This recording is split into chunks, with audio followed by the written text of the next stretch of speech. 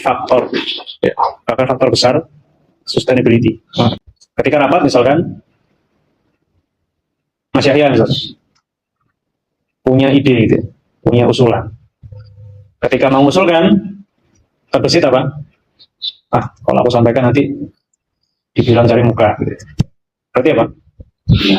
Berarti ria. Gitu. Kita nggak jadi melakukan sesuatu karena manusia berarti ria. Ya karena takut nanti dibilang gini. Ya. Kalau menurut Imam Fudail.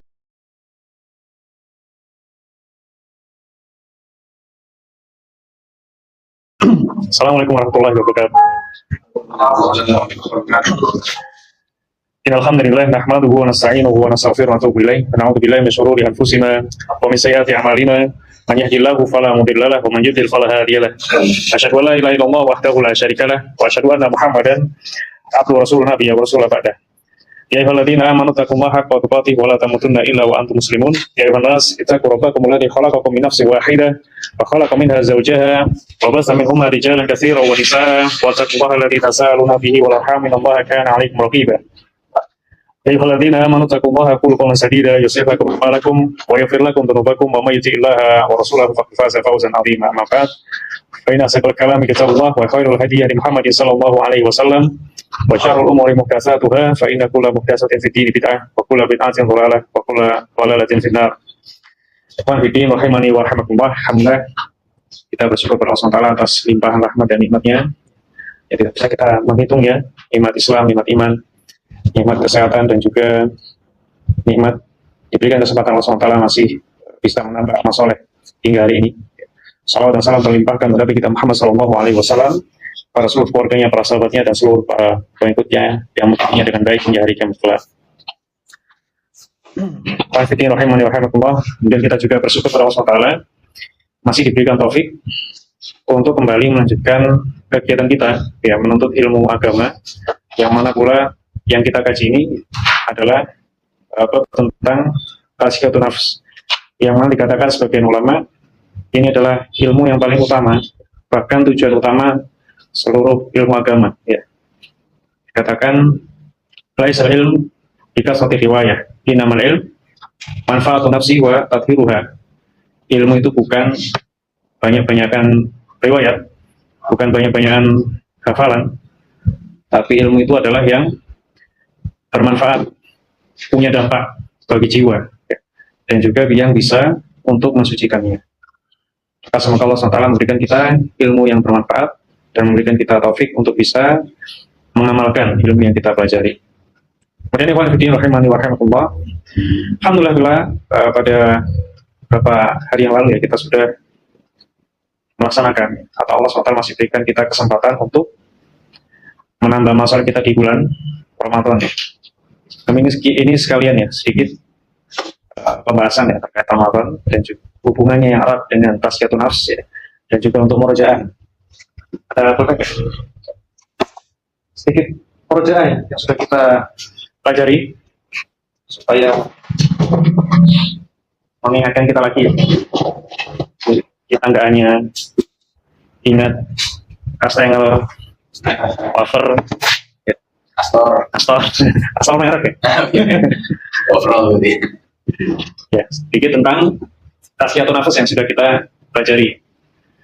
Para hadirin rahimani wa rahimakumullah, kita sudah membahas bahwasanya Allah SWT menciptakan kita itu satu paket ya. Apa aja? Dua komponen. Yang pertama apa? Jasad. Yang kedua nafs atau ruh. Ya. Kemudian nafs atau ruh ini dibagi tiga. Kemarin apa aja? Nafsul lawwamah. Nafs. Dibagi tiga. Ya. Pertama apa? Nafsul lawwamah. Nafs. Pertama nama apa? Amarah. Amarah. Ya. Kalau yang pertama ini. Ini apa? Nafsul amarah. Yang Perasaan mengajak pada keburukan. Ya. Nafsul amarah yang mengajak pada keburukan. Ini juga kaitannya yang disampaikan oleh Imam Ibnu Qayyim rahimahullah taala, masdaro sururil abdi ya. Dua sumber keburukan seseorang kenapa seorang atau manusia bisa melakukan keburukan, itu yang ngajak ada dua. Apa aja kemarin? Yang ngajak manusia melakukan keburukan ada dua, apa aja? Pertama adalah nafsu ini, ya. Yang kedua adalah seton. Ya, kalau nafsu ini aduun dakhiliyun, musuh internal. Kalau seton musuh eksternal, yang ngajak keburukan dari luar. Adapun al-nafs al-amarah, jiwa amarah, ya, level amarah ini adalah yang ngajak keburukan dari dalam. Ini juga kaitannya yang sering kita dengar di bulan Ramadan. Ya, kita sering dengar, maksudnya di salah sabda, idza jaa Ramadan futihat abwaabul jannah. Dibuka pintu surga, ghuliqat abwaabun nar, ditutup pintu neraka, wa sufiyati syayatin, dan juga apa? Dibelenggu setan. Tapi kenapa ketika setan dibelenggu masih ada orang-orang yang melakukan apa?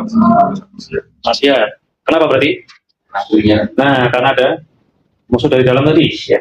Terutama yang masih levelnya amarah. Karena dia selama di luar bulan Ramadan, dia sudah biasa menuruti ajakan dari setan, sehingga nafsu ini ketika di bulan Ramadan setannya sudah dibelenggu, dia sudah apa? Sudah autopilot gitu ya. Iya. Sudah otomatis, sudah tidak perlu diajak lagi, sudah melakukan keburukan. Sudah ada SOP. Sudah ada SOP. Sudah jadi culture, sudah jadi budaya, sehingga tidak perlu ajakan dari setan. Oke, itu juga. Kemudian yang kedua, level kedua, Pak. An-nafsul lawamah. Nafsul Lawamah. al-lawamah. Itu apa? Jiwa yang Mencela. banyak mencela. Mencela apa? Keburukan. Ya, mencela dirinya sendiri karena melakukan keburukan. Jadi kalau diibaratkan, ya kemarin sudah Anda kasih ibarat belum? Kalau marah ini seperti orang, ya, yang dia terpeleset, jatuh di dalam lumpur, ya. Justru apa dia gulung-gulung, gitu, menikmati lumpurnya. Dia melakukan, jiwa itu melakukan maksiat dosa, justru dia apa? Menikmatinya. Adapun lawamah, dia apa? Mencela dirinya, terpeleset, jatuh di lumpur, dia kotor, ya. Dia mencela dirinya, aku kok jatuh, ya. Kok kotor, gitu ya. Tapi dia tidak segera naik, tidak segera mentas, dan tidak segera membersihkan diri. Adapun level yang paling tinggi, sebenarnya apa? Atas.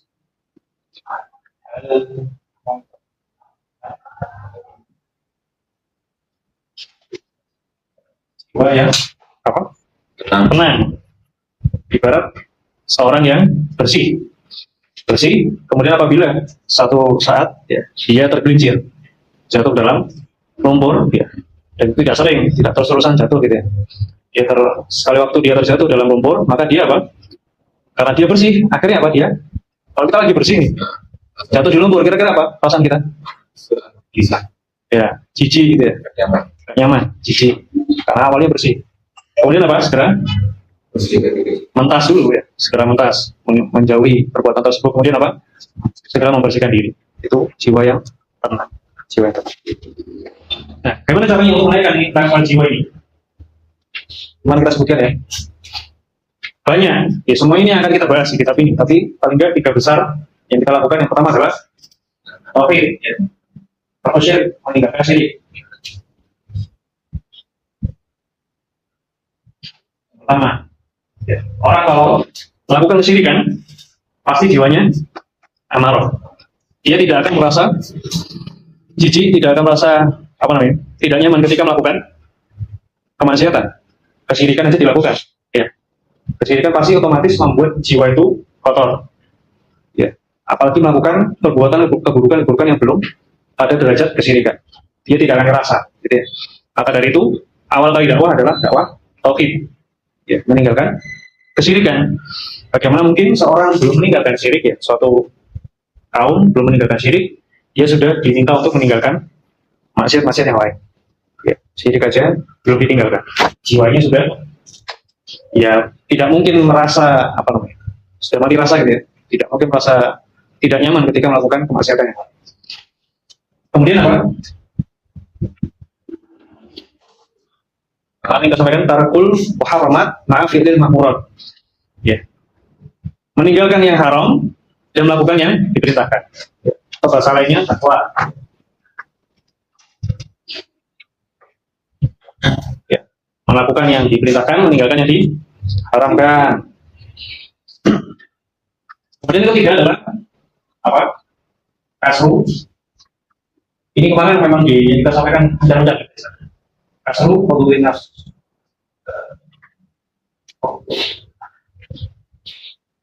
Nafs. Merusak bagian kenikmatan jiwa.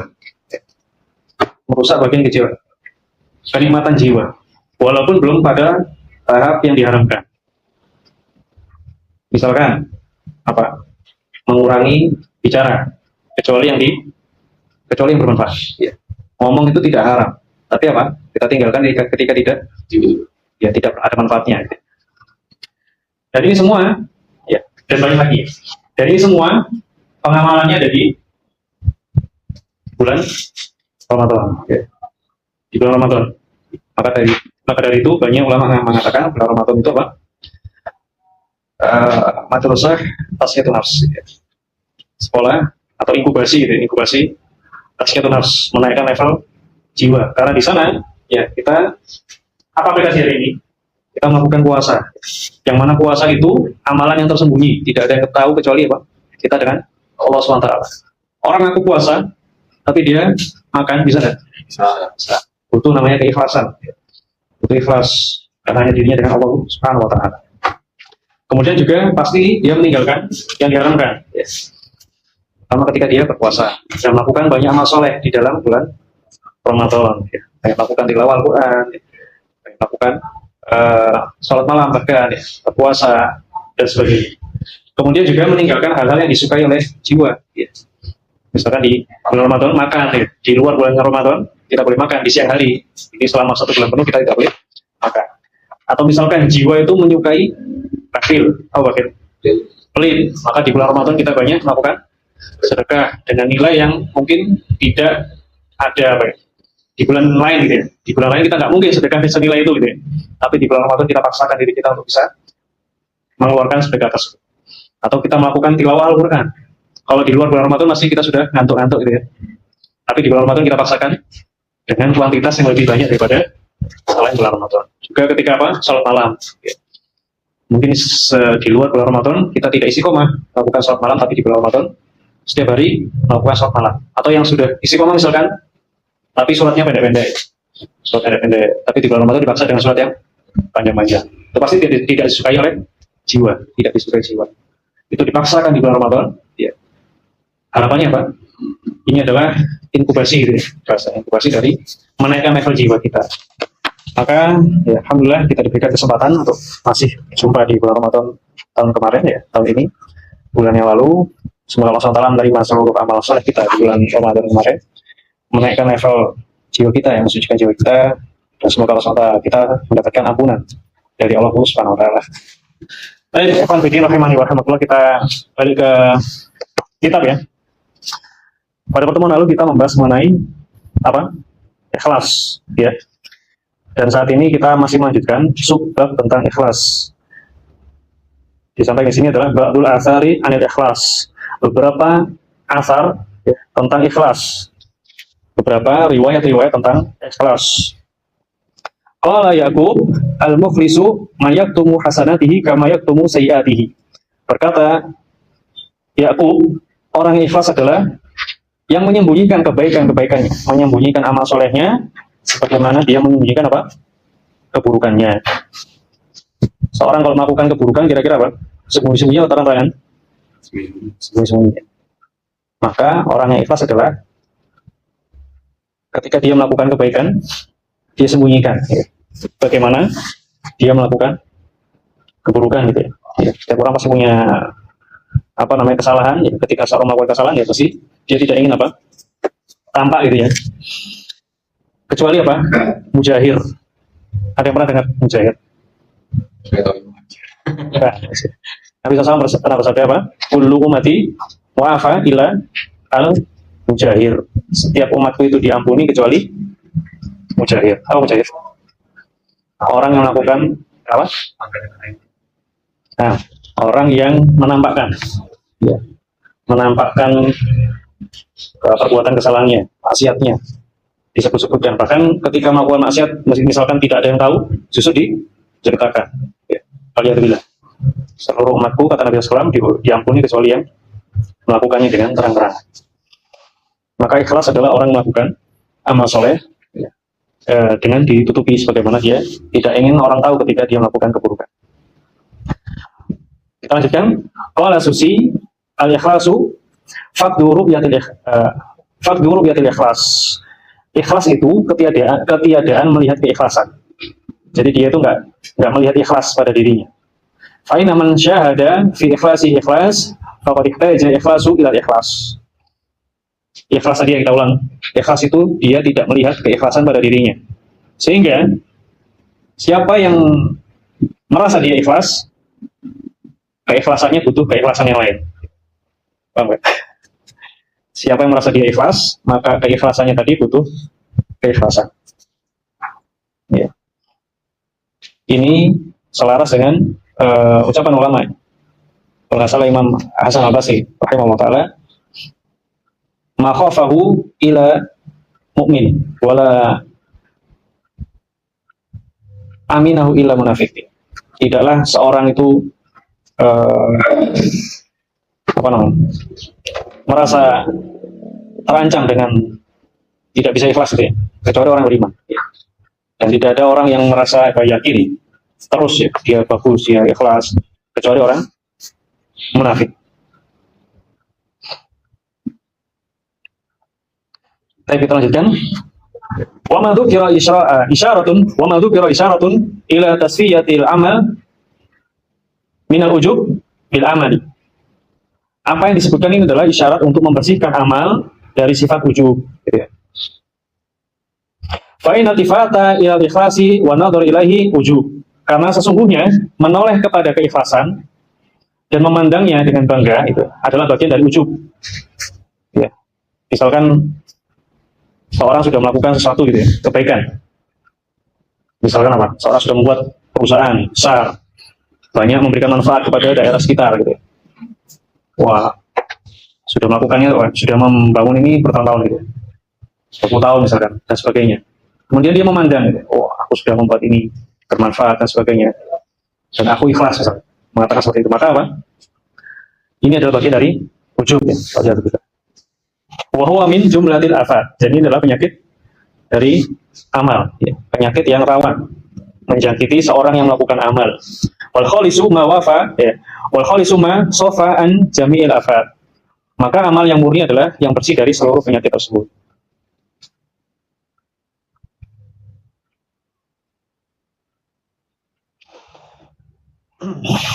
Qala Ayyub, takhlisun niyati alal umal asyaddu alaihim min jami'il amal.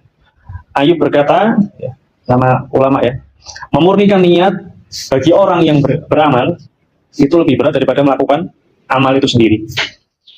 Memurnikan niat ya, bagi orang yang melakukan amal itu lebih berat daripada melakukan amal itu sendiri. Ya. Tadi misalkan seorang pengusaha tadi misalkan berhasil membuat perusahaan yang besar bermanfaat untuk banyak orang. Ya. Membuat perusahaan itu berat kan ya? Membangun perusahaan besar bermanfaat untuk banyak orang itu berat.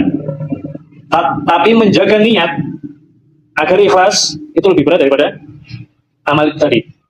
Menjaga, misalnya seorang pengusaha itu menjaga niatnya agar ikhlas dalam tadi sudah membangun ini dan itu lebih berat bahkan daripada pekerjaannya tadi, daripada membangun itu tadi. Wa qala ba'dhum, sampai-sampai sebagian ulama mengatakan ikhlasu sa'atin najadul abadi. Iya.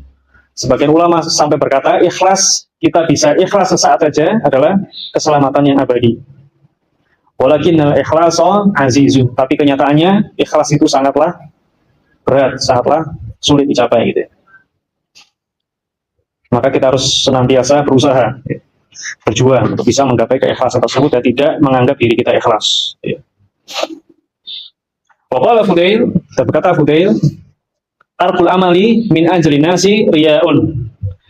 Meninggalkan suatu amal karena takut dikatakan takut penilaian manusia gitu ya. Itu adalah riya.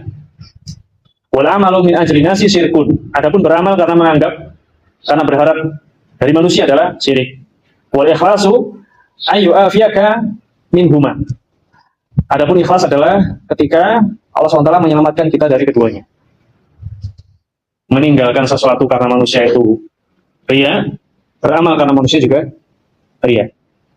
Ikhlas adalah selamat dari keduanya. Misal ada rapat, gitu ya. Ada rapat. Ketika rapat misalkan Mas Yahya misalkan punya ide, gitu, punya usulan. Ketika mengusulkan, terbesit apa? Kalau aku sampaikan nanti dibilang cari muka. Gitu. Berarti apa? Berarti ria. Gitu. Kita nggak jadi melakukan sesuatu karena manusia berarti ria. Takut anggapan. Ya karena takut nanti dibilang gini. Ya. Kalau menurut Imam Fudail tadi. Dan juga sebaliknya, beramal karena ingin pujian dari manusia juga merupakan kesyirikan. Beramal karena ingin mendapat sesuatu dari manusia adalah kesyirikan. Sebaliknya misalkan kita ini apa namanya tadi mengusulkan suatu ide karena ingin apa pujian, maka kesyirikan. Ikhlas adalah kita selamat dari keduanya. Ya. Maka kita ikhlaskan niat. Ya. Kita mengajukan usulan itu untuk apa? Kebaikan perusahaan supaya lebih berkembang, supaya bisa lebih bermanfaat, memberikan manfaat untuk umat, mendapatkan pahala dari Allah SWT dan sebagainya. Itu adalah baru bisa dikatakan apa? Ikhlas, selamat dari keduanya. Wakila di Suhail, pernah seorang ulama bernama Suhail ditanya, ayu syai'in asyaddu 'alan nafs? Apa sesuatu yang paling berat bagi jiwa? Apa yang sesuatu yang paling berat bagi jiwa? Qala al-ikhlas. Ikhlas. Kenapa? Ilaisa laha fihi nasibun. Karena ikhlas membuat jiwa tidak dapat keuntungan, ya. Tidak dapat bagian. Jadi misalkan seperti ini. Tadi misalkan seorang pengusaha, ya, dia berhasil ya selama bertahun-tahun, puluhan tahun bahkan membangun perusahaan yang besar. Ya. Kalau jiwa pengennya apa? Dipuji dong. Wah ini karena owner ini pintar dan sebagainya, sehingga berhasil gitu ya, membangun perusahaan. Wah ini perusahaannya besar, bisa berikan manfaat untuk orang banyak. Jiwa dapat bagian. Dia sudah bekerja keras, dia mendapatkan bagian. Adapun ikhlas ini berat bagi jiwa, kenapa? Karena jiwa merasa dia sudah susah-susah tadi membangun sesuatu, mengerjakan sesuatu, tapi dia tidak dapat bagian. Dia tidak dipuji. Misalkan seorang sudah membangun perusahaan besar, dia nggak dipuji. Akhirnya apa? Berat. Kalau atau seorang pengusaha memberikan manfaat banyak kepada karyawannya, gitu ya, tapi malah dibilang apa? Wah, bosnya nggak adil. Wah, bosnya ini dan itu. Akhirnya apa? Jengkel. Oh, ya. Tidak mendapatkan pujian, tidak mendapatkan bagian, ya, dari apa yang sudah diusahakan. Karena kalau seorang ikhlas, maka apa? Hanya meminta atau menyerahkan semuanya kepada Allah SWT. Jiwanya nggak dikasih bagian. Ya, dia sudah melakukan sesuatu yang berat, yang sulit, tapi tidak meminta bagian, pujian dan sebagainya. Semuanya diserahkan kepada Allah SWT. Atau karyawan misalkan, tadi memberikan usul yang baik misalkan, sehingga qadarullah ya, dengan wasilah usul tadi proyeknya berjalan lancar misalkan. Yang dipuji temannya yang lain. Apa kira-kira? Nah, karena apa? Dia merasa dia sudah susah payah ya, tapi dia tidak dapat bagian. Tidak dapat bagian. Ataupun ketika dia berhasil ya menyerahkan ini kerja keras semata-mata untuk Allah SWT, maka tidak akan merasa seperti itu. Ya. Jiwanya tidak minta bagian. Maka dari itu berat bagi jiwa.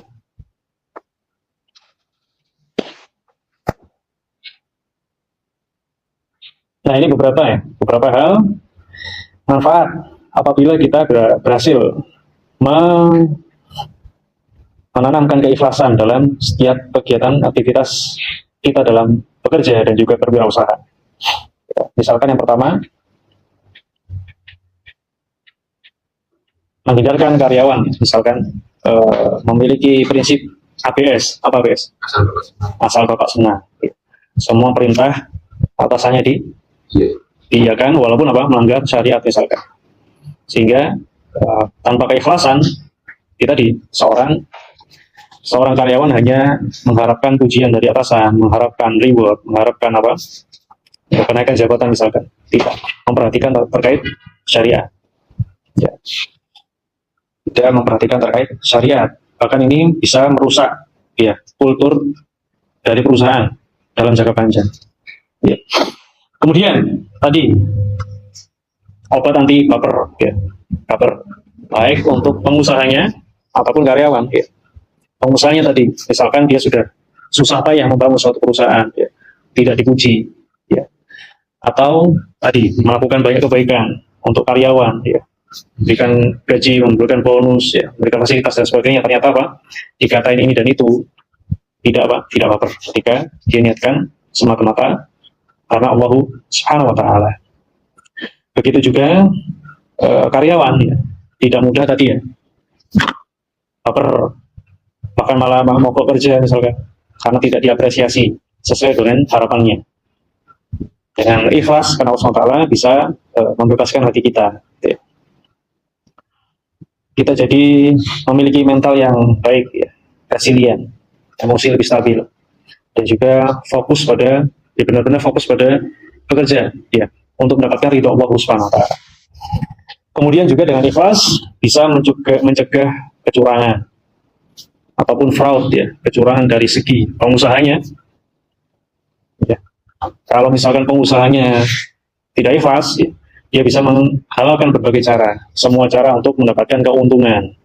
Begitu juga karyawannya, ya, tanpa keikhlasan memungkinkan melakukan fraud, memanipulasi laporan dan sebagainya, ya, menggunakan aset perusahaan dan sebagainya. Sehingga ketika ini bisa dicegah, ya, dengan keikhlasan, bisa menyelamatkan perusahaan, ya. Jangka panjang dan jangka pendek. Jangka pendeknya apa? Tadi dengan tidak adanya fraud, ya laba perusahaan lebih apa mas? Lebih aman, tidak bocor gitu ya. Kayaknya kalau sebanyak karyawannya 1.100 melakukan fraud misalnya, tapi banyak gitu ya. Atau tadi pengusahanya yang melakukan kecurangan, ini bisa jangka panjang perusahaan. Ya, tidak akan lagi dipercaya curang ke vendor misalnya, ke klien, ke karyawan, investor. Nah, tidak mungkin bertahan jangka panjang. Nah, ini berarti apa? Keikhlasan ini faktor, ya, bahkan faktor besar sustainability. Masya Allah. Ya, perusahaan, organisasi bisa bertahan dalam jangka panjang dengan keikhlasan. Ya. Kemudian juga service excellent, ya. Service excellent atau kepedulian gitu ya, ketulusan dalam bekerja, entah itu dari karyawan misalkan ya, segala posisi ya. Sebagaimana kita tahu ya, service excellent ini bukan untuk bukan untuk apa, customer saja, tapi semuanya. Ya. Misalkan apa, kalau keuangan apa, service excellent-nya.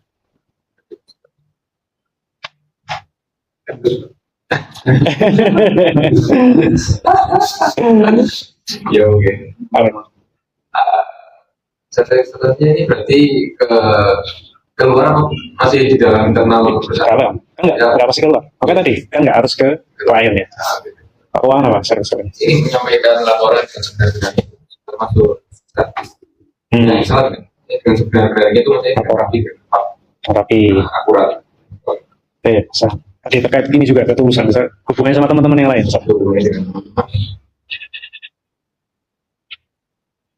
Apa yang senyum? Hah?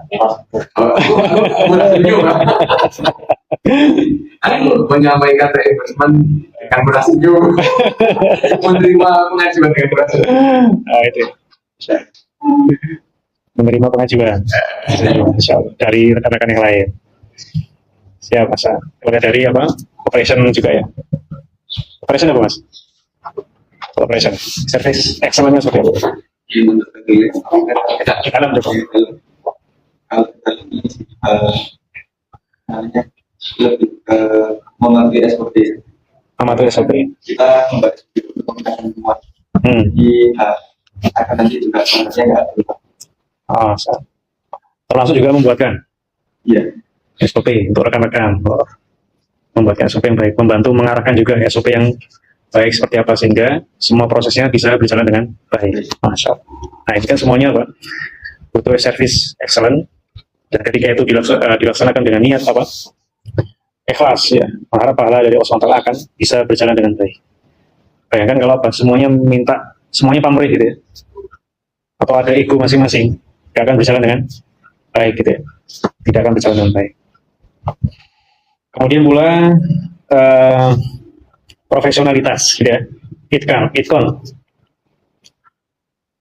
Seorang mungkin yang sudah ada di satu bidang ya, mungkin tidak mau upgrade lagi gitu ya, merasa sudah expert, punya pengalaman bertahun-tahun di situ ya. Tapi ketika niatnya ikhlas ya, meninggalkan ego ya, mengingat bahwasanya Nabi SAW pernah bersabda apa? Innallaha ta'ala yuhibbu idza amila ahadukum amalan ayatina. Supaya Allah SWT mencintai seorang apabila melakukan pekerjaan dia lakukan dengan itkon, dengan profesional. Maka dia walaupun sudah punya pengalaman, ekspertis di bidang tersebut, dia terus apa? Mau upgrade ilmunya ya. Dan juga dia tidak mau, pelit ilmu, mengajarkan juniornya misalkan. Karya pengusahanya pun tidak pelit untuk mentrainingkan karyawannya gitu ya. Takut nanti sudah di training keluar misalkan. Dapat ilmu ada kan, karyawan dapat ilmu, misalkan pun keluar, dia tetap dapat apa? Pahala insyaallah taala. Kita niatkan ikhlas karena Allah Subhanahu wa taala. Ya walaupun ya ada caranya gitu, ada ilmunya bagaimana supaya karyawan yang di training ini tidak mudah-mudahan keluar. Caranya nanti tanya kita consulting.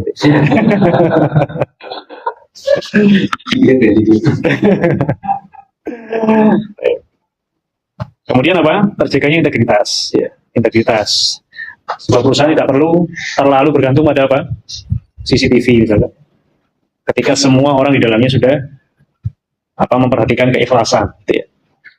Memperhatikan keikhlasan, semuanya niat karena Allah SWT. Bayangkan dulu ya, zaman para sahabat Nabi SAW nggak ada CCTV, nggak ada CCTV. Tapi begitu terjaga, begitu teratur, ya, bisa mengelola berbagai negara, ya, sepertiga dunia dikelola dengan teratur tanpa CCTV, insya Allah. Ya. Karena dilindungi oleh keikhlasan. Ini jangankan kita cuma satu toko, dua toko. Ya. Para sahabat dulu sepertiga dunia diatur dengan baik dengan keikhlasan. Kemudian tadi mengubah burnout ya, mengelola burnout. Ya, pengusaha menghadapi ketidakpastian ekonomi, perubahan kebijakan misalkan dari pemerintah dan sebagainya. Tidak burnout, tidak mudah putus asa. Akhirnya biasanya kalau putus asa, ganti bisnis, tambah bisnis gitu ya. Akhirnya justru tidak berkembang bisnis yang sudah ada. Kalau karyawan kalau burnout, kok dibiarkan? Bikin thread. Mengeluh di sampah di media sosial. Akhirnya menjelekkan perusahaannya. Giling lama-lama hilang gitu. Masya Allah. Ya. Maka kalau burnout ini bisa teratasi ya dengan keikhlasan, semua jeripayahnya, lelahnya diniatkan dengan Allah SWT, akhirnya pengusaha kalau dari segi pengusahanya lebih kuat ya, lebih tangguh ya. Tidak mudah putus asa ya, fokus pada membesarkan usahanya dulu ini. Tidak akhirnya ini bosan, burnout, tambah bisnis yang lain, nambah lagi yang lain, ini akhirnya terbengkalai semuanya gitu. Fokus ya, bisnisnya bermanfaat dengan baik ya, bermanfaat untuk umat sebesar-besarnya, sehingga juga pengaruh ke karyawan yang lain ya, bisa sejahtera dan sebagainya. Karyawan pun juga turnovernya rendah ya, tidak mudah keluar masuk. Di sini keluar, ternyata di sana lebih parah lagi. Keluar ke sana juga sama aja. Ternyata di semua perusahaan sama aja. Ya. Keluar masuk akhirnya tidak ada yang menetap dengan. Tidak ada yang menetap, ya. Tidak menambah pengalaman, ya. Tidak menjadi pengalaman kerjanya, tidak menjadi expertise ya. Tidak berbuah menjadi keahlian gitu. Ya, tidak menjadi ahli di bidang tersebut. Kemudian menjaga lingkungan kerja tidak toksik gitu ya. Menjaga lingkungan kerja tidak toksik. Bayangkan kalau semua yang ada di suatu perusahaan gitu, semuanya bekerja dengan ikhlas, mengharap pahala. Tidak ada lagi saling ego, ya, membesarkan ego, ya, saling sikut-sikutan dan sebagainya. Tentu lingkungan di perusahaan tersebut akan nyaman bagi semuanya. Dan ini ya apa namanya, penjelasan mungkin bagaimana ikhlas, ini tadi penjabaran bagaimana ikhlas ini bisa menjadi faktor, ya, salah satu faktor dan faktor yang besar bagi sustainability organisasi atau perusahaan. Ya, Insya Allah. Ya. Semoga Allah SWT memberikan kita taufik ya untuk ikhlas, ya, bisa ikhlas dalam seluruh aktivitas kita ya. Penting sekali dan membutuhkan taufik dari Allah SWT. Kita tidak bisa memasahkan pada diri kita ya, jiwa kita yang lemah ini. Ya. Kita mohon kepada Allah SWT diberikan taufik, dapat ikhlas sehingga seluruh aktivitas kita juga bisa bernilai pahala di sisi Allah SWT dan mensucikan jiwa kita sehingga apa kita kelak ketika jiwa kita dipanggil Allah SWT ya, jadi jiwa yang bersih, yang mutmainnah dan dikumpulkan dengan jiwa-jiwa orang-orang yang bertakwa dimasukkan ke dalam surga. Baik, mungkin yang bisa kami sampaikan semoga bermanfaat bagi diri kami pribadi dan juga rekan-rekan sekalian. Sallallahu ala nabiyina Muhammadin wa ala alihi wa sahbihi ajmain walhamdulillahirabbil alamin. Assalamualaikum warahmatullahi wabarakatuh. Waalaikumsalam.